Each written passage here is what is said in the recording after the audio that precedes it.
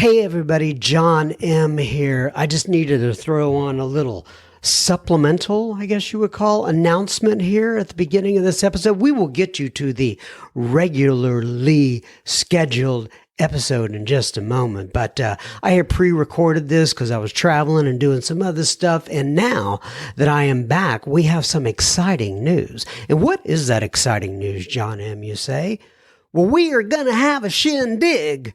And what do you mean by that, John? A shindig? Well, we're going to have a Sober Speak live event. Yes, we used to have these pre-pandemic, and we're getting back to the Sober Speak live event. So, who will be speaking? John M., you say? Well, that will be the one and only Mr. Reno John A. He is going to be speaking at Grace Avenue United Methodist Church in Frisco, Texas at 7 p.m. Central on December 3rd. Yeah, that is Grace Avenue United Methodist Church in Frisco, Texas on December 3rd. That's 7 p.m. So John will be there. And we will also have the one and only Miss Lyn B, whose music you have heard featured here on the podcast in the past. She will be playing live recovery music. So we're going to have food, drink, music, and childcare if needed. So if you need childcare or want childcare and you're going to be attending the event, please let me know and we can have that set up for you. We're more than happy to do that. I just don't want to bring in a bunch of people and they're sitting around like not doing anything. So let us know if you need the childcare. Once again, email me at john, John, at soberspeak.com. And then you said to yourself, hey, John, where can all the deets, like details, get it? Don't I sound cool when I do that? Where can all the deets for this particular event be found? Well, there are several places. You can go to our website, www.soberspeak.com, and click on the top, tab across the top of the page. This is Sober Speak Live. We also have the information posted on the Instagram account and in Facebook. And then you say to yourself also, well, John M., what if I am in Iowa, or I am in New Zealand, or I am in Estonia? I'm kind of feeling left out here. I don't get to participate in that. Well, have no fear. We are here. No, that doesn't quite go right. But anyway, what I'm trying to say is we will be streaming this event live in the secret Facebook group. So if you are not in the secret Facebook group, come on down. Now is your time. Go to your Facebook application and look up, I always get this wrong, Sober Speak Secret Group, and ask to be admitted into the group, and you'll be able to watch all of us live here in Frisco, Texas. And then you say to yourself, well, John, what if I cannot make that Facebook live streaming event either? How am I going to get my hands on all this good content, this audio gold? Well, have no fear. We are here. And once again, that doesn't make sense. But nonetheless, we are going to be posting this episode. Well, there'll actually be a couple episodes probably made out of this on the podcast itself. So you'll be able to take advantage of that. And what else do I need to tell you? If you are willing or would like to volunteer for the event, just email me at John, John, at soberspeak.com. We could always use an extra hand. And if you want an electronic copy of this event, just go ahead and send me an email as well, and I'll get it out to you, and you can share it on your, Facebook groups or Instagram or wherever you want to share that. We'd be very happy if you could do that for us. But that's it. All right, now on to the actual episode. Enjoy.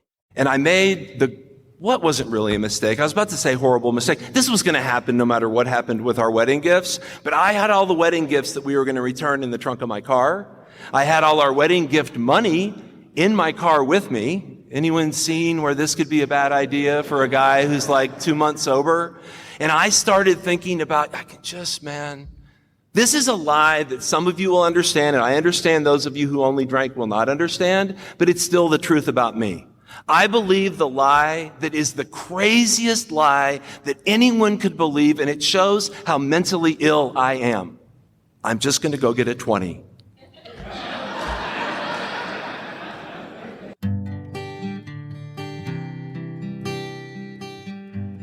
Well, hello, friends of Bill W. and other friends. You have landed on Sober Speak. My name is John M. I am an alcoholic, and we are glad you are all here, especially newcomers. Newcomers, that is, both to recovery as a whole and newcomers to this podcast. Sober Speak is a podcast about recovery centered around the 12 steps of Alcoholics Anonymous. My job here on Sober Speak is simple. My job is to provide a platform to the amazing stories of recovery all around us. Consider Sober Speak, if you will, your meeting between meetings. Please remember, we do not speak for AA or any 12-step community. We represent only ourselves. We are here to share our experience, strength, and hope with those who wish to come along for the ride. Take what you want and leave the rest at the curb for the trash man to pick up. Greetings from deep in the heart of Tejas.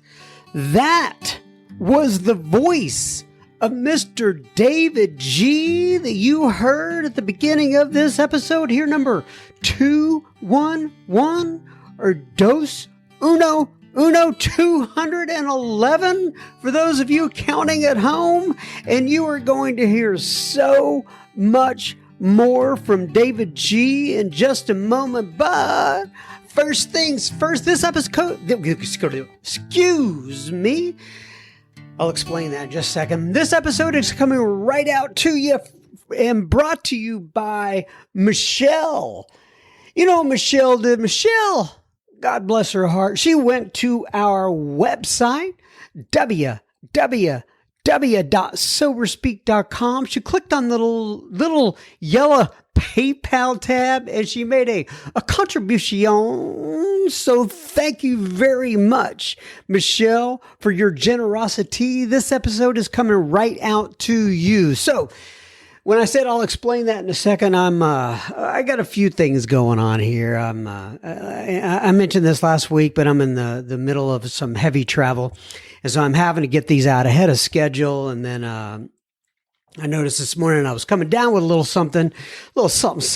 So I, had to take a little Sudafed, and I just feel like I am all over the place. I'm a little tongue-tied. I'm a little jittery. You know how it goes. And so I don't feel all there, but I wanted to get an episode out while I can on the weekend here. And, now that the COVID has slowed down a little bit. I know it's not gone, but it's kind of slowed down a little. My business travel is starting to pick up, and and it just takes a lot of my time away. But in fact, let me fill you in on a little something happened here. A few days ago, I was coming back from a business trip, and one of these things that I know many of you have been through this before. I'm not complaining, but my flight got delayed by like 3 or 4 hours, and I was just sitting there saying, okay, just get some work done, just do what you can, and doing my thing, so to speak. But then, I went into the app, my American Airline app, and I saw a flight that I thought was earlier, and I clicked on that flight and I made the changes, and it says, congrats, you've made changes and there's no fee for this and all that kind of stuff. It was like a big party or whatever.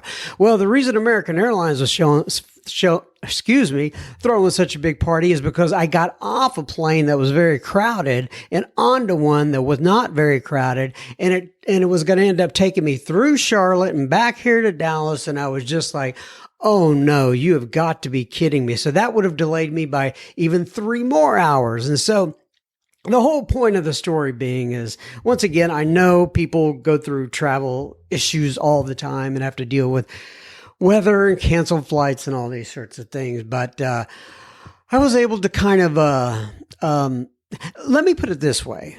I didn't freak out. And I just kind of kept going through the motions. And I eventually, through a phone call to American Airlines, got back on my flight and all was okay. But, it's just, I wasn't drunk. I didn't go off on anybody. I didn't blame the world for my mistakes. In other words, the fact that I actually clicked on that little thing to make the flight change. And so anyway, I don't know why I wanted to share that. I just thought it'd be kind of fun. John M., just another bozo on the bus, by the way, will be the chairperson for this meeting between meetings. And I am truly honored and privileged to serve all of you listening in. So take a seat, if you will, around this. And I'm doing my hand in a little circle, little like a, virtual table circle around this virtual table. And let's get started. No matter who you are or what your past looks like, you are welcome here. It is an open table for all. I hadn't said this in a little while, but for those of you who do not know, you can find us on Apple Podcasts, formerly known as iTunes, Google Podcasts, Spotify, Stitcher, Podbean, TuneIn. You can even play us on, I can't say it. I did this last week. I'll spell it. You can say Alexa as loud as you can, and then just say play Sober Speak and play Sober Speak podcast, and it will take off and your ears will be just so happy that you did that. Nonetheless, you can find us in all those places. And I know your time is valuable and there are so many other things you could be doing with your time. And I'm appreciative that you're listening in to my silly little podcast. I hope we're doing a little bit of good in this world. If you are not in the super secret Facebook group, go to that Facebook application, search up Sober Speak Secret Group and ask for admission, and we will get you in there. If you're not following us on the Instagram, that is at Sober Speak, all one word, and I monitor all the DMs in there, and Miss Cassandra does all the great posts in there, and you'll want to go in there and check that out. All right, a couple things here before we get to Mr. David G. I came across this week, in fact, in the super secret Facebook group. This was from Gary K. Yeah, the Gary K that many of you know. He's very active within the Sober Speak Facebook group, and the secret group, I should say. And he put this in there, and it just kind of made me kind of stop down and think about it for a second. And this is a quote from the Big Book. It says, when the spiritual malady is overcome, we straighten out mentally and physically. Page 64. Let me read that again. When the spiritual malady is overcome, not the financial malady or the emotional malady. It says, when the spiritual malady is overcome, we straighten out mentally and physically. Once again, that's from the Big Book on page 64. And then this is something else that I wanted to make note of this week. I was in an AA meeting. Imagine that. I was in an AA meeting, and somebody named Mary was chairing the meeting, and she said, and I just got a kick out of this. She said, you know what? I'm a perfectionist, but I don't have any follow through. And that's a very bad combination. And I just thought that just tickled me to no end. She said, once again, I'm a perfectionist, but I don't have any follow through. And that is a bad combination. All right, everybody. Now on to our featured guest. This is Mr. David G. And he went up to, some of you may know what a Citywide event is. We have them here in Dallas. They have them in Oklahoma City as well. They have them in Fort Worth, and it was started down in Austin, I believe, by my friend Harris. And they have citywide events all over the country. And basically what this is, in fact, if you don't want to have one in your city, you may want to think about cranking one up. I could always get you in touch with Austin if you're interested in the template for doing that. But nonetheless, I said Austin. Harris, my friend Harris, who lives in Austin. But nonetheless, there is an event. It's called Oklahoma Citywide, and basically what they do is once a month they bring in a speaker. Sometimes they're local, sometimes from out of town, and as opposed to all the groups having separate speaker meetings, just all the groups in the entire city come together and they have one large event. And David G, my friend, was actually invited to speak at that conference, and I asked for a copy, a recording of that, a copy of that recording, and Mr. Randy, thank you so much, Randy, supplied that to me via David. He brought it back in his car, but nonetheless, this is just David. I know so many of you know him from the podcast already. If this is your first exposure to him and you love this, and I know you're gonna, just go to our website, click on the podcast, and if you search the word David in the podcast, it'll give you all of David's episodes. I'm assuming he has somewhere between 7 and 10, something like that. He's been a very popular guest on the podcast, and I'm so thankful to present him to you in another format, if you will. This isn't me interrupting him with questions all the time. This is just David presenting his story live. I know you're going to enjoy this. We're going to have some plenty listener feedback at the end of this episode. So enjoy, David, and we'll see you on the rear end of this. That doesn't sound quite right, does it? I'm just going to let it go. Bye.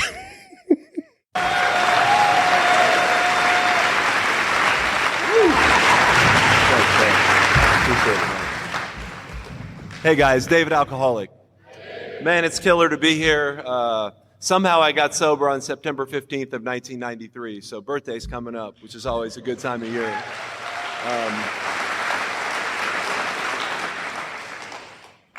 What happened? Why am I like this? Why am I here? Why do I know you guys? You know, it wasn't a plan. You know, I didn't wake up one day and say I wasn't going to believe in anything other than getting high. It just wasn't like that for me. You know, I came from a good place, a good home, a good family who loved me and cared about me and took care of me. And the only thing I wanted to do was exactly what they did not want me to do. So like when I was a kid, if you invited me to your house and you said, man, you can go anywhere, you can do anything, just make yourself at home, but please stay out of that closet. All I would be able to think about was getting into that closet and finding out what was going on in there, because that's obviously where the good times were. So the day before my first AA meeting was in May of 1987. I was between my freshman and sophomore year in college. I was a blackout drug addict, which means I was blacking out every time I drank and coming to on drugs. And this particular night, I was at my mom's house. She was a Methodist minister, married to a Methodist minister, and I was in what became, when I moved out, my bedroom very quickly became a sewing room. And so I was in the guest room, and somehow I ended up at home, and at 2 or 3 in the morning, I came to blazing on acid. I mean, like, I had no idea how I'd gotten there. I had no idea what I was on. I found out a few days later, after having a lot of problems at home with my family, what had happened, that I had been too drunk and out of control, and my friends didn't think that what we took was going to affect me. And so when I came to, I was in this, so my stepdad brought into this relationship an old school, like 70s waterbed. You know, like the big, like, oak headboard, you know, like if you pushed on the corner, you could make waves go across. And in the head of the headboard was this big oval smoked mirror. And so I'm trying to figure out what's going on. I'm trying to figure out what's wrong with me. And I just keep coming back to this mirror, and I'm staring in the mirror, and things are changing, and I'm becoming this evil, horned, red. I get red anyway, but I literally looked like blood red. And that went on for probably 5 or 6 hours. This was the last time I ever took acid because it was what people call a bad trip. And at about 9 in the morning, I hear this, and I skittered across the bed like a rat. And it was my mom saying, honey, it's time to go to work. There's a place in Dallas called Dave & Buster's, and every summer I had worked in the Midway being the basketball guy, right? And I had to be at work that morning at 10 o'clock. My mom had cooked me this breakfast. You know, we're kind of Southern people, so it was grits and bacon and eggs, you know, really what I would love to go eat right now. But in this state, I was not capable of eating it. So I took this long shower. You know, when you take so here's the thing about being an alcoholic. And everyone here I know is going to relate to this.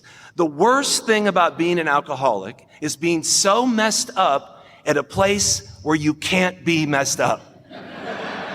And really like trying to hold it together. So like you walk across the room worried that people are going to notice that you're uncomfortable with the way you're walking. So you'll literally... So I walk into the kitchen at my mom's house. She has this breakfast at the table, and she has a plate for herself. And she's sitting next to me, and I'm trying to put these scrambled eggs in my mouth, trying with all my might to put the scrambled eggs in my mouth that are crawling all over the fork and the plate. And my mom is getting closer and closer to me, and she's going, what is wrong with you? You're not just stoned right now. Something is wrong with you. And as she got closer and closer to the side of my face, I couldn't hold it anymore. I couldn't hold I'm trying to be sober. And I just said, Mom, get away from me. I think I'm tripping acid. So that was the first day I went to NA. I went to NA instead of AA because I thought I could drink at NA. And I wasn't ready to give that up. And the first thing they read there was, you know, alcohol is a drug and we are in the grips of an addiction and must abstain from all drugs, something like that. I've been in NA in 25 years, but that's what they said there. And I was like, so I go back to this treatment counselor that they had sent me to, whose job it was to keep me sober that summer and drug test me at the end, which was going to be like the litmus test for whether I got to go back to school. And I said, you know, they said that you can't drink there. He goes, oh yeah. And I became so depressed. Because at that point, as crazy as that little story I just told you, I already knew at 19 years old that I did not know how to function without alcohol and drugs. I knew it. And that I was going to have to stay at my mom's house for the next 2.5 months and not drink, not do drugs. What was I going to do? Plus at NA, they kept telling me I had to change my playmates and my playground and my playthings. And I'm like, I don't want to. So here's what I learned. I stayed sober that summer, 60 days. I actually relapsed right before I was thinking I was going to get drug tested, but I didn't. But I had a friend of mine's urine in a little pill bottle in my pants. And it didn't work because when I walked into my dad's office, he was a dentist, the pill bottle broke and it poured cold urine all down my leg that I had to disguise from my father the whole time I was there. And they didn't, so I went back to school. Don't hate me, but I graduated from UT in Austin. And I know, it's good. What I learned is don't go home for summer. And so I didn't go home for summer until I graduated. I got home from UT and I was like a total awe-stoned person. You know, just totally like deeply Austinized. You know, I had a blood red VW Bug with a header that set off everyone's alarms. It was lowered. You couldn't see through the windows. We used to pull the seat out and put a keg in there. So we always had beer no matter where we went at the parties. I was like in Dallas. I had long hair. I wanted to like get a job and I felt so out of place in Dallas because in Austin is a super comfortable place to be that way. In Dallas, where I was living, I was like trying to convince my parents that I was going to be able to get some sort of job based on all the money they just spent on college, but I couldn't. So I did what you do when you can't pass a drug test. I went and worked at Chili's. They don't drug test at Chili's. Well, they didn't then. They may now. And so I went to work at Chili's, and I became just a worse and a worse alcoholic. I got, you know, we don't go into details, but I started trying to get sober. It was ugly enough that I voluntarily went back. I went back to NA. I started going to AA. I tried. The first time I picked up a chip in like June of 1991, I stayed sober for 6-7 months, which was really a beautiful thing looking back. When we lose our sobriety, we say we lost sobriety. I didn't lose sobriety. During that 7 months, I got to take care of my grandmother when she died in hospice.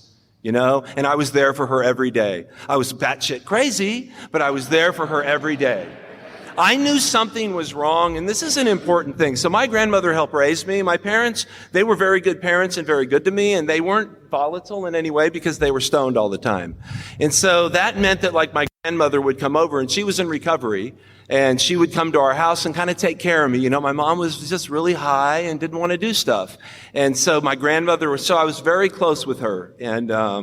And when she passed away, we had a little funeral in her backyard under a tree with rose bushes. And we had cremated her, and I dug a hole, and I'm standing there with my mom and my sister and my grandfather and my aunt, and we're holding hands, and they start to sing Amazing Grace. And so I'm about 6-7 months dry, and they're singing, and I'm not singing, and I love to sing. And the reason I wasn't singing is I couldn't figure out why I didn't feel anything. I stood at my grandmother, who I loved's graveside in the backyard where I grew up, knowing that I would never see her again, and everything inside of me was dead. And that is what unrecovered alcoholism feels like when you're dry. And I didn't know that at the time. I just thought I was broken. And I was broken. So then I relapsed actually on the morphine that my grandmother was given. And I started becoming a revolving door guy at AA. Just revolving door. And I went to both, In Dallas, people told me, it's going to be different at AA, and it wasn't. The people at AA treated me just like gold, And I went to a lot of meetings, and I would get 2 to 3 months sober, and I wouldn't want to drink, and I would go to tons of meetings, and I wouldn't want to drink, and I'd feel like it's working this time, and that would work perfectly right up until I wanted to drink.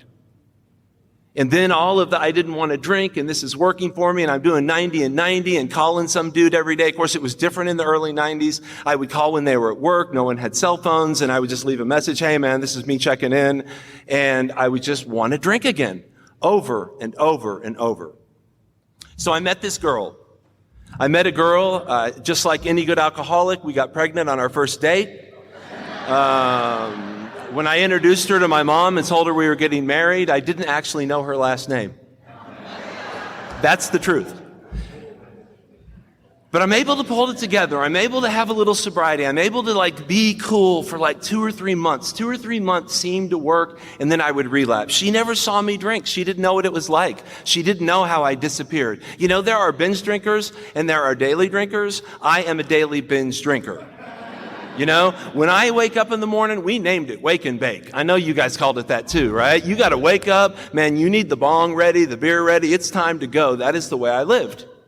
And so the 2 weeks, I got married on August 28th, 1993. And I made what wasn't really a mistake. I was about to say horrible mistake. This was going to happen no matter what happened with our wedding gifts. But I had all the wedding gifts that we were going to return in the trunk of my car. I had all our wedding gift money in my car with me. Anyone seen where this could be a bad idea for a guy who's 2 months sober? And I started thinking about, this is a lie that some of you will understand, and I understand those of you who only drank will not understand, but it's still the truth about me. I believe the lie that is the craziest lie that anyone could believe, and it shows how mentally ill I am. I'm just going to go get a 20. Right? It's crazy. No one could possibly believe that. So I went and got a 20, and 3 days later, I'm in the hotel, the Deluxe Inn on Harry Hines in Dallas. All right, my people. We're all alumni of the Deluxe Inn. I'm at the Deluxe. And all of a sudden, one of the fine people that I was with said, man, there's a really beautiful woman kicking the door of your car. And all of a sudden, the alarm went off. And of course, I knew what was happening. And I, once again, skittered into the corner. So what happened next is my parents helped her leave, helped her get everything out of our apartment. I learned later that my mom was, crying horribly, telling her how sorry she was, that she thought that her being pregnant and what a beautiful woman she was and what a kind person she was maybe could change me, but they should have been honest with her and told her who and what I was. My only sister, who we love each other, I just visited her last weekend. My sister did not come to our wedding because she thought it was so ridiculous that this alcoholic, crack-addicted guy is going to somehow get married and everything's going to be fine. So I come back to my apartment. It's basically like the morning after the Grinch Who Stole Christmas. Like everything of value is gone. Like literally the toaster is gone. Anything that could be traded or pawned in any way, except she made the mistake of leaving some of her clothes, and those are tradable. She made the mistake of leaving the jewelry box that her deceased father had given her as a little girl. And of course, as despicable as that is, nothing matters when you're in that state. I wish it did. People look at us and they just don't understand, and that's why we love each other so much. Because as much as you're like, ugh, you know why you're going, ugh? Because you did it too. So I'm sitting there in the living room of my pretty, for North Dallas, sort of ghetto apartment. And I have this butcher knife, and I'm rotating it into my forearm. I still have the scar. And I'm not really thinking about killing myself.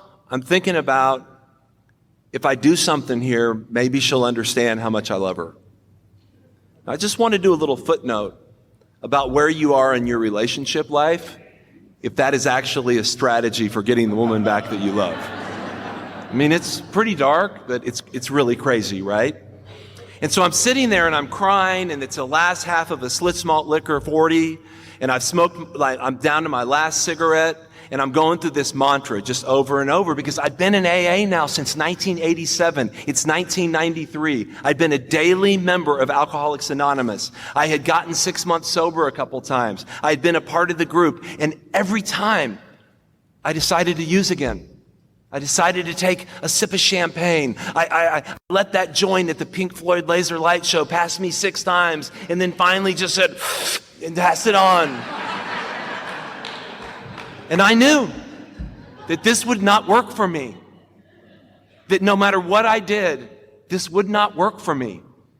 I had had sponsors. I had tried to work the steps. I had been a part of my group, and I always just humiliated myself worse. Here is the truth about me on that day. If you loved me, if I mattered to you, if you cared about what happened to me, if I affected you in any way, to the extent that you loved me was the extent that you would suffer at the hands of my addiction. And the worst part about being a dick is you walk around feeling like one. And I had been one for so long, I didn't know that that's what I felt like.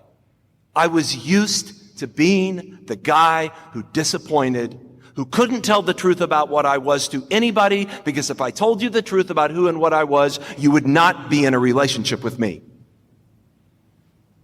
And this is what I'm thinking. It's like a mantra, we're supposed to do prayers, mantras. I don't know if we're supposed to, but I was just going, I'm never going to have anything. I'm going to be a loser. I can't have a career. I can't have a family. And in the midst of this emotional breakdown, I don't know, I'm going to go ahead and say higher power. This is AA. We're supposed to talk about God, and it sometimes means God like the God I grew up being taught. Sometimes for me, it's just like the energy of the world around me and the way I affect people and the way people affect me. But I'll tell you, at this moment, the thought shot through my head like a spear that this is what it means to be powerless over alcohol and have your life be unmanageable. And I realized at that moment, and I don't know why I realized it, because the facts were there the whole time, that I had been a member of Alcoholics Anonymous. I had had a desire to stop drinking. I had asked people to sponsor me. I had been to countless meetings, probably in the thousands at that point. Picked up probably 25 desire chips. And I had never worked the 12 steps. I'd acted like I had. Let me see if anyone can jibe with my definition of honesty back then. If what I told you, you believed, that was telling the truth. Right? There you go. And I did that with my sponsors. It was kind of like BS and the professors at UT. Do you know I graduated from UT with decent grades? And the first book I ever read in my life was Silence of the Lambs. And that happened after I graduated from UT. Because I was, I think that alcoholism is a great training. If you're not a salesman and you're having trouble finding something you're good at, you learned how to sell bullshit that nobody wants for years. And I did it in AA. And what I really didn't realize is that you can't con a con. I am not going to suffer because of your relapse. I might feel bad for you. I care about the people in AA around me, and I believe that the guys who helped me cared about me too. I believe there's a collective care in AA, but the fact is, you are not going to suffer life consequences because I'm not working the steps. And yet for me, convincing you that I was working the steps and having you say, man, you're doing really great, that doesn't matter. So I got my ass up, took one of those long showers, because man, after 3.5 days of drinking yourself into oblivion and blowing every penny you have on crack rock, you're not feeling very clean. And I hadn't slept. And I went up to my AA group, and this is what I decided. I decided that I was not going to ask someone who I could relate to, okay? I don't think people actually say, they say get someone who has what you want. What I heard from that is get someone that you can relate to. That's not good for me. The only people I can relate to are kind of the people who stand off in the back and make fun of people, who get irritated that the same person talks every meeting. The big book thumpers, the AA Nazis, the people who spontaneously quote the big book while they're sharing, and you're like, what do they study that so they could be cool at a meeting? I mean, here's the truth. I didn't like happy people. Let me tell you, if you were at a meeting and you got so grateful that you started to cry, I'd be like, shut up. And so, of course, I picked sponsors who told me to call them every day but never suggested I read the big book. They had never read the big book. Why would they tell me to read the big book? And I'm not putting anybody down. Listen, it'd be like if we were at the cancer ward and you had melanoma, I had, basal cell cancer, and you were like, man, you're just not as bad a cancer victim as me. That doesn't go on. But in AA, there seems to be a little competitiveness, like who's really an alcoholic. And I get it. I don't know that we're all real alcoholics. But I can tell you, I know guys who've been sober 25 years, and they didn't even think about working the steps till they were 20 years sober. That did not work for me. And yet I kept asking people to sponsor me who clearly didn't talk about the steps. They told funny stories. They were cool dudes. They usually had hot wives. Tell me, yeah, you want what I have? Okay. So what I decided that day is I am going to ask one of these big book thumpers, and I swear to you, I stood by the coffee maker and I waited. I got there about 11:30 for the noon meeting, and really, frankly, the most irritating of all came hobbling into the group. His name was Clovis, and Clovis always had his big book. Clovis always got a little gut-level honesty, he called it, that would sometimes lead to him tearing up. And I frankly thought Clovis acted like that so he could get laid. I mean, that's what I thought. And so Clovis hobbles up. He had cut it. I didn't know this, why he limped. He limped because he had been in a blackout, crossed over the median, and killed a woman whose son was in the car, and they had to slowly amputate his foot while he was in the hospital on the same floor as the son who had lost his mother at 6 years old. And when he finally got out 3 months later, he went straight to the liquor store. That's the guy I asked to help me. He didn't even know what crack was. He used to say, taking crack. Just for those of you who don't know, you smoke crack. It was the most unlikely of people. He was an older guy. He never even smoked weed. Here I was, this like multifaceted alcoholic drug addict, you know. I was like Dr. Alcoholic Addict, but I wasn't quite that crazy. For those of you who don't know who that is, it's now called something. Anyway, we'll move on from that. And you know what he said to me? And I didn't ask him to be my sponsor. I'd done that over and over. And what came out of my mouth was, will you show me how to work the 12 steps? And he looked at me for a second. I'd wasted a lot of people's time. I'd borrowed a lot of money from a lot of people at the group. I had hit on every girl that seemed like she would let me stay at her apartment. And he said, oh, you think you're going to get sober now? Now, you guys can relate. I heard some groans. I had that feeling. And the feeling was, I'm going to slap this dude in the face. Who does he think he is? And all I said was, man, whatever you can do to help me. He said, all right. Do you have a big book? And I said, yeah. I said, I got it at treatment a couple years ago. And he goes, have you ever highlighted in it? Nope. He goes, I want you to get a yellow highlighter, and I want you to start at the preface, and I want you to read and highlight anything that sounds like the problem of alcoholism. Here is a problem. We believe, and so suggested a few years ago, that the action of alcohol on these chronic alcoholics is a manifestation of an allergy. That is a problem. If you have that problem, you have alcoholism. And then he goes, I want you to highlight also anything that sounds like the solution. In the doctor's opinion, it says, strange as it may seem to those who do not understand, the same person who seemed doomed, he had so many problems he despaired of ever solving them, suddenly finds himself easily able to control his desire for alcohol as long as he follows a few simple rules. I want you to read that. I want you to highlight it. I want you to get a spiral, not some fancy leather-bound thing. I want you to get a cheap 79-cent, that was about the price back then, Walmart spiral that you would have used in 3rd grade. And I want you to meet me here this Friday. And I was like, all right.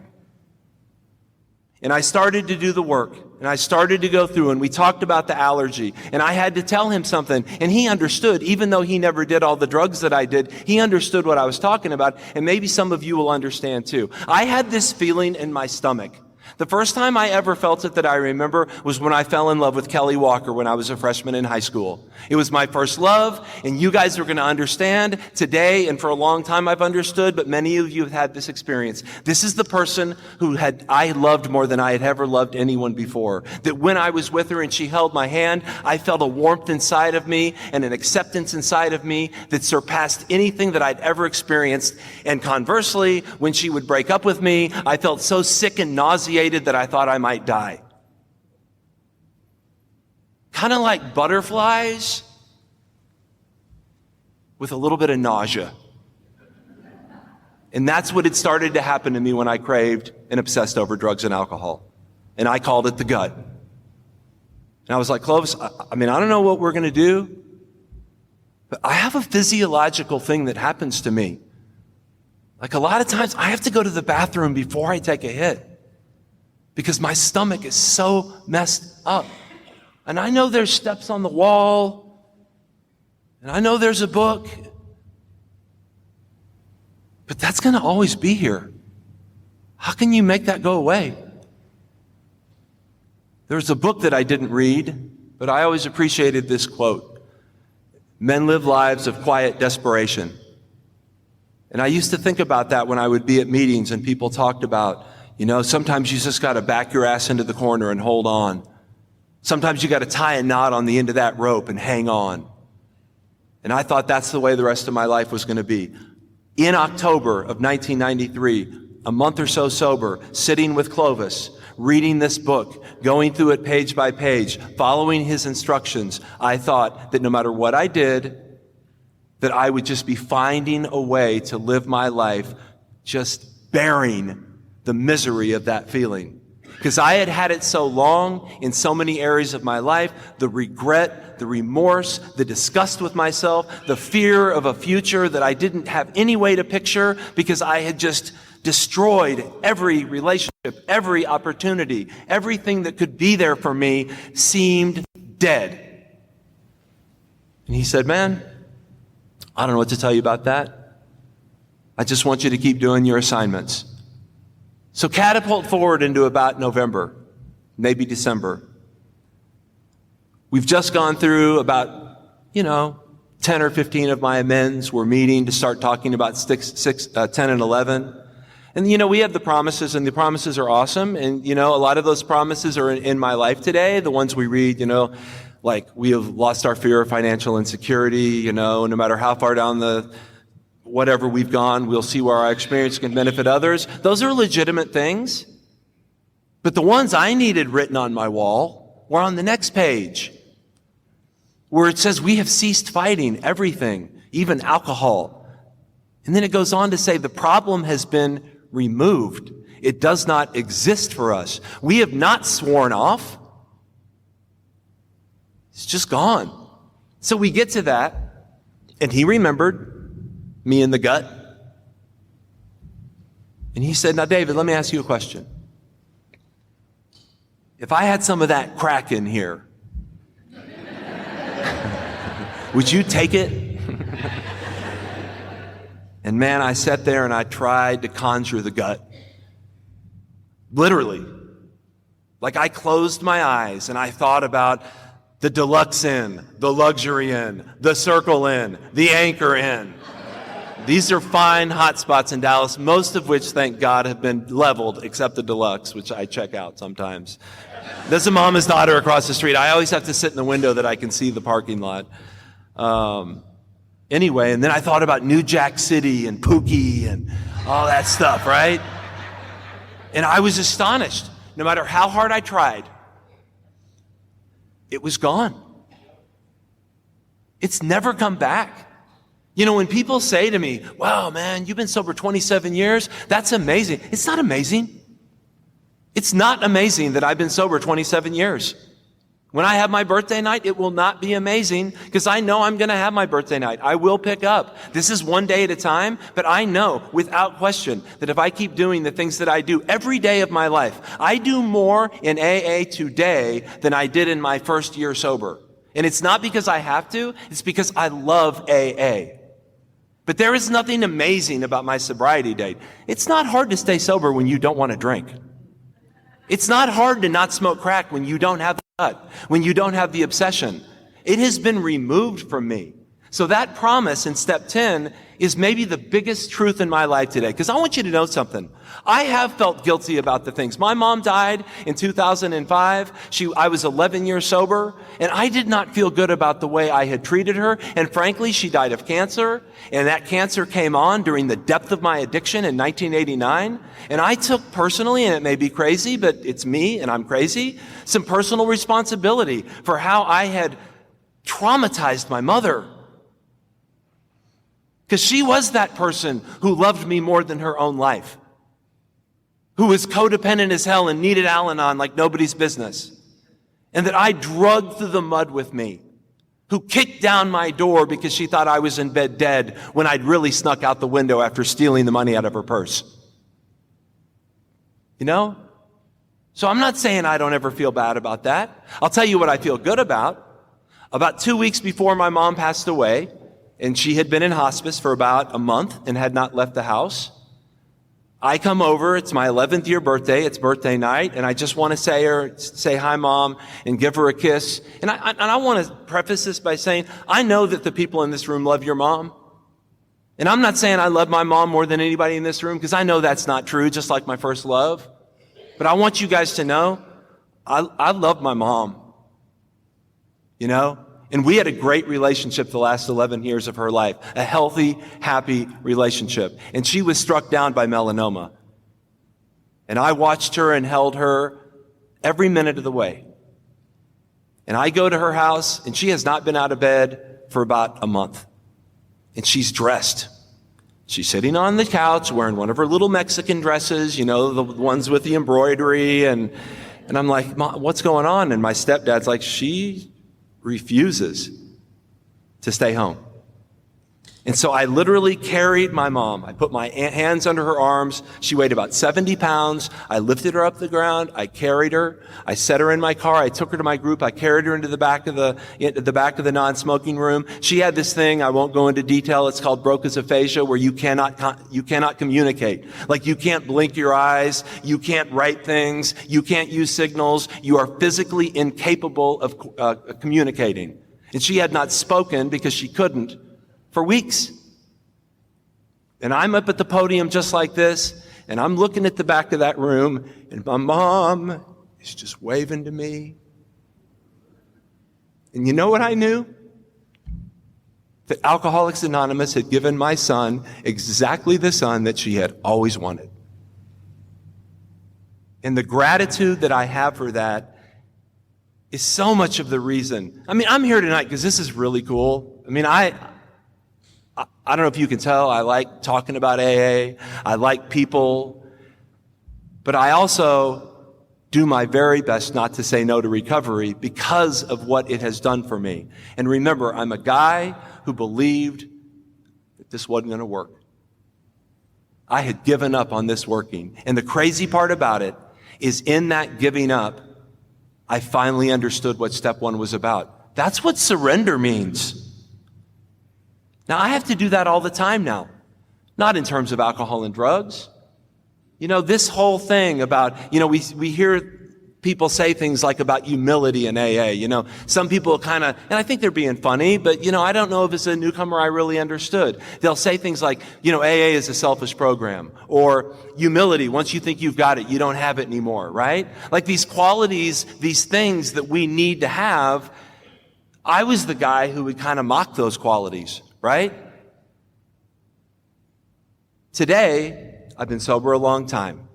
I don't have any of the consequences or problems that I had when I got here. None of those things exist in my life today other than carrying the message to newcomers, and that stuff swirls around me all the time. I mean, I have sponsored, it's no telling how many people. We have people over at our house all the time. My wife is in the program.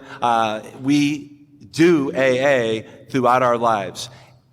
And the thing about it is where does humility come in? Where does surrender come in? When do I recognize what it is that I need to be doing? And it's not something that you can draw from your mistakes. I mean, I think we get wisdom when we don't die and we don't drink. But I don't know if you call it wisdom or just recognizing. I can't, you hear this, but it's hard to take on when you're trying to help people. I can't get you sober and I can't get you drunk. I can't make consequences that are going to make you change. If I could shame you into not drinking, you would have been sober a long time before, I mean, our families don't get it. I was watching this documentary a few years back on Karen Carpenter. And, for those of you who are too young, there was a family, they were singers. Karen Carpenter was probably the biggest light in the group, kind of like the Michael Jackson of the Jackson 5. And she killed herself with anorexia. And I watched this documentary because I love the music. And she's being interviewed by Barbara Walters about 2 months before she passes away. And she's just gotten out of treatment. She weighs about 90 pounds, and the bones are jutting out of her body like a UNICEF commercial. Some of you may have seen this. And as she's talking about how when she looks in the mirror, she's just disgusted by the fat person she sees, it all of a sudden dawned on me why my family does not understand my alcoholism. They don't understand my alcoholism, just like my first thought was, why doesn't she just eat a cheeseburger? These addictions, these issues, they're not really the problem. They're the solution to the problem. This lack of control I always felt, this way when I was a little kid and I started embellishing on my life because who I was and the family I came from wasn't good enough for me. And I knew it wasn't good enough for you. What do I mean? My dad was a dentist. It's a great profession, right? My dad's office was in the middle of my neighborhood for 50 years. On the end of the building, it said, Dr. Philip R. Greenleaf, General Dentistry. When people asked me what my dad did, I had to say he was an oral surgeon. Now, anyone who knew my dad and knew me and knew my family knew my dad was an oral surgeon, but my dad being a dentist somehow didn't measure up to what I thought you needed my dad to be for me to be cool. I started embellishing on who I was as a person. I'll tell you one of the reasons. So they did busing in Texas. I don't know if they did that here. And I think this really affected me in kind of a bizarre way. Probably anything would have affected me in a bizarre way. But when they bust in Texas, they shut down all the schools in the primarily white neighborhoods, and they shipped all of us to black neighborhoods to integrate. I mean, that was the purpose. And my family, when I had to start doing it, I had to be at the bus stop at 6 a.m. And I didn't get home till 5. I'm in kindergarten. And so my parents didn't have a ton of money. They sacrificed and put me in a really good school that was a private school in North Dallas. And I know now, being a parent of children, that they really sacrificed to do that. The problem was, which probably wouldn't be a problem to maybe a normal person or a person who's not prone to low self-esteem, is I was surrounded by wealthy people and I wasn't from a wealthy family. And I felt less than. I would go to people's houses and they would have like maids' quarters that were much nicer than the house that I lived in with my family. And I started lying about things. This is at 6, 7, 8 years old, 9 years old. I started having to embellish about who I was as a person. And what I didn't realize I was doing was basically telling myself that you're not good enough. I didn't mean to tell myself that I wasn't good enough. I just wanted to fit in. I wanted to seem like I was one of the Zales or the Lipschys. Cher's kid went to my school. And I just didn't feel like I fit. And you know, when you took alcohol away from me in the 90s before I got sober, man, was I naked. You know, I was like a naked person with cold wind blowing on them. I just felt in my own skin like it didn't fit, like I wasn't okay. And if you just gave me some alcohol or some weed or a combination of whatever you had, it soothed that. It made it go away. Even when I knew it was going to come back worse because of the things that I always did. It didn't matter. I was joking when we were coming over here about how, you know, I wasn't able to think. I wasn't able to say, this is a horrible idea. You need not to do that. The only thing I was able to think was, is this going to make me feel good for a little while? We'll cope with the consequences later. And you know, I didn't unlearn that in recovery, in sobriety. I can tell you, you talk to any of these old dudes here that have been sober a long time, they will tell you that we fail. We fail. We are going to fail. Being sober, knowing what the big book says, being able to talk about it, being able to be with a bunch of people that you don't even know, but you know that you'd love if you got to spend time with them. It doesn't mean we don't do stupid stuff. We lie. We cheat. In the first year of sobriety, I was so proud, like if there was cheer in the bottom of my grocery cart and I forgot to pay for it, I'd march myself back in and feel so honest. And that's true. I did do that. But as time went by, kind of metaphorically, I let some cheer boxes go. Right? And what happened is, you know, if you're walking this way and you just turn this way a little bit, you won't notice it for a while. But in a couple days, you're going to be way off track. You know, you're going to be cheating on your taxes, cheating on your wife, lying at work, lying at meetings. And it doesn't mean you're going to drink. You know what makes you relapse is when you drink. There's plenty of things. You know, the Titanic had lots of deck chairs. Alcohol was just one of them. And a lot of things can take you down. And staying sober for a long time means that I get to practice these principles in all my affairs, which unfortunately has meant sometimes I have been not the guy I would like to be as a sober guy. But just like not drinking and not dying, you become an old timer. Not drinking, not acting out, you get to learn from these things. And you know, I get to be a better father than I ever was when I was a young man. You know, my wife today, I have 2 stepchildren, and I get to be chill around them. My biological children had a safe word for when we did spelling words.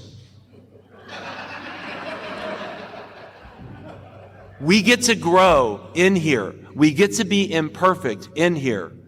I mean, thank God we don't have to pick up a desire chip every time we act inappropriately, every time we're rude, every time we're not polite to someone. Thank God we wouldn't have enough frickin' tin in the world to make the desire chips we needed. But we all do this together, you know? So I guess I'll finish with this. So Clovis passed away a few years ago, and this is just a part of my story that I think is uplifting. It feels really good to me.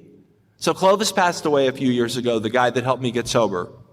And his wife, who I'd known for years, had disappeared into the meth world of Dallas, and she was missing. And his little boy, who I had been there when he was born, had nowhere to be. And we found out at the funeral. We held a funeral for him. It was an AA funeral, and it was full of hundreds of people who he had brought the steps to, and he had saved their life just like me. And I know that God is the one who saved my life, but before Clovis came along, God wasn't saving my life. Okay, so Clovis mattered to me. And at that funeral, I see his son, his name changed.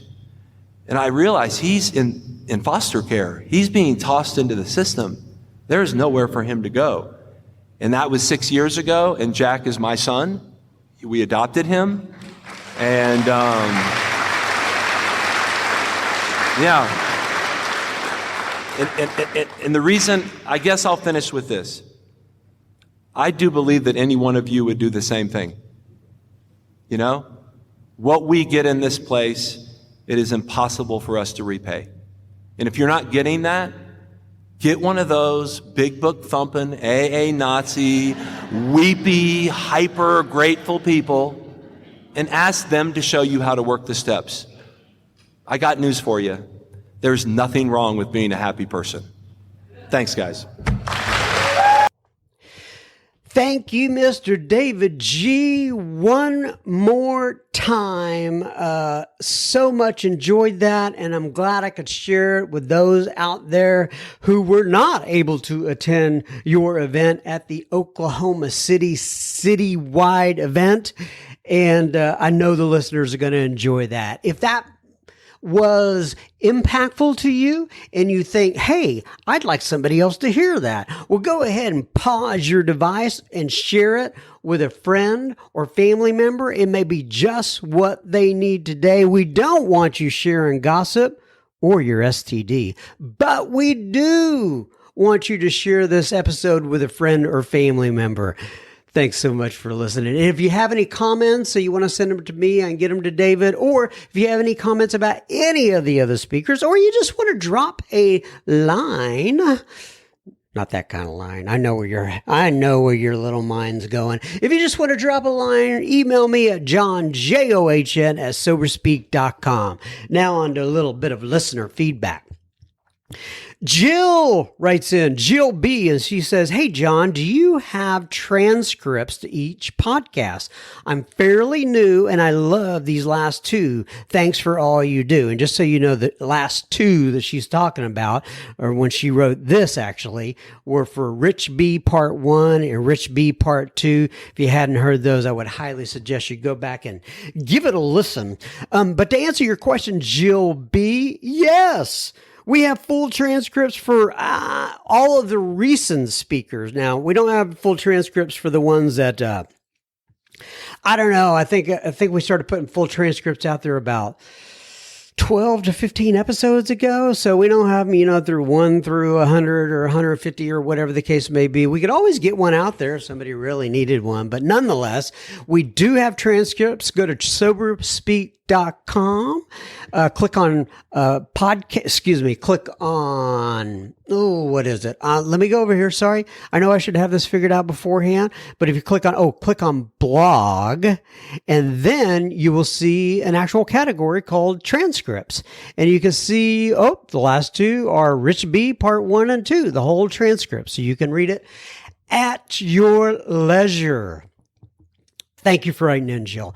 Mary writes in, and Mary says, Hi, John. I feel like you're an old friend, but I barely know you. I've listened to Sober Speak since my first day of sobriety on March 17th of 2019, and you've been a calming guidepost as I trudge the road of happy destiny. Well, cool, Mary. I'm glad you found us right at the beginning of your sobriety. I really am. She says, I sobered up in California, but I now live in Maryland. We have lots of AA here and meetings upon meetings upon meetings, but I always listen to Sober Speak. I have a home group, but I return to your meeting between meetings. The speakers are insightful. It's at my fingertips, and your voice is peaceful. Oh, well, thank you so much, Mary. There's good AA in your podcast, and that's what this alcoholic needs. Especially, I enjoy Brenda J. I could play her story every day. Thank you so much for providing the podcast, and please keep up this necessary service. May God bless you and keep you, Mary. Well, may God bless you and keep you until then as well. Mrs. Mary, thank you so much for writing in. Now, Lori wrote in. Oh, this was an interesting one. I remember this. The subject line was sober pot smoker. And Lori starts out, she says, I started smoking pot 1 year ago. My last drink was on December 9th of 2014. I still go to AA, and I still do service work, and I sponsor, and I am sponsored. But I'm afraid to tell my sponsor. I don't want to stop or reset my sober day. Thoughts? As a question mark. She says, I'm a 62-year-old female. Thanks, Lori. Well, what I wrote back to Lori and said was, first of all, I know many of you out there who are listening are going to have an opinion on that. I get it. I do as well. But I told her I'm not really here to give advice. But I did say, if you really want advice, join the super secret Facebook group. And put that question out there. And I said, my guess is you're probably going to get a lot of feedback you don't care for. But usually when people are writing in and they're asking questions like that, there's some sort of gut feeling they have inside. But best of luck to you, Lori, figuring that out. Be sure to keep me posted. I appreciate it. Barry writes in, and Barry's email is entitled From Across the Pond, John. He says, Dear John, thanks for making my weekend with such a big shout out over the Sober Speak pod waves. And what he means is, he once wrote me an email, and he said tally ho in there. And so every time I start the program with tally ho, that's kind of a shout out to Mr. Barry over there. He says, we are in this together, my friend. What a contribution. Well, you're welcome, Barry. He says, diddly dee, tally ho, and au revoir for now. Mon amiss. Mon amiss. Now, it looks French. I know what au revoir means. I'm not sure what mon amiss means. I'll go ahead and look that up maybe after we get off here, but it sounds French. Something like, best wishes or something. I hope I'm not saying, you know what? He could have put like a bad word or something in there, just kind of fool me. You never can tell. But if you're French and I just said a bad word, I'm so sorry. Nonetheless, and then he continues on until the next Friday and beyond with about 8 exclamation points. It's a Sober Speak thing. Now get on the bus, bozos. And then he's got, I don't know, clapping hands and smiley face and prayer hands. And he's a big emoji guy. Thank you, Barry, for writing in. Oh, and I think that, oh yeah, that's right, because I'm doing this so early. That, my friends, is it for this week. God bless you. May God bless you till we get back. Keep coming back. It works if you work it. And I'll be talking to you soon. I'm 1 week at a time, but with the Miracle of automation. I should be able to get this one out a couple of weeks in advance. God bless y'all. Bye-bye now.